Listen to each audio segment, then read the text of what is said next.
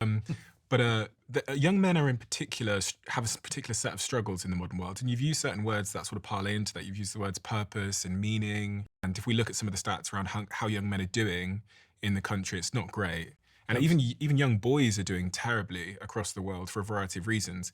And when we think about the political climate and what's happened in this last election cycle, and how young men are voting increasingly for a certain set of ideas, what what do you think is going on with young men?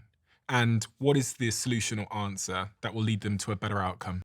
and so this is code red in this country, around the world increasingly.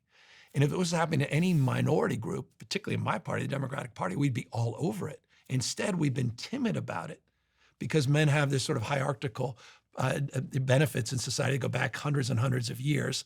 Oh, men are really struggling. You know, men still dominate in all these key positions of power and influence. But when you see all what's happening underneath, it is a crisis. And as a consequence, the Republican Party, Donald Trump in particular, and I think some respects what's happening in this sort of manosphere, and I don't mean that pejoratively, but there's been not an exploitation, at least there's a recognition and a relationship to it that has attracted a lot of young men that are seeking meaning, purpose, and mission. Our party needs to own up to that, and we need to address these realities.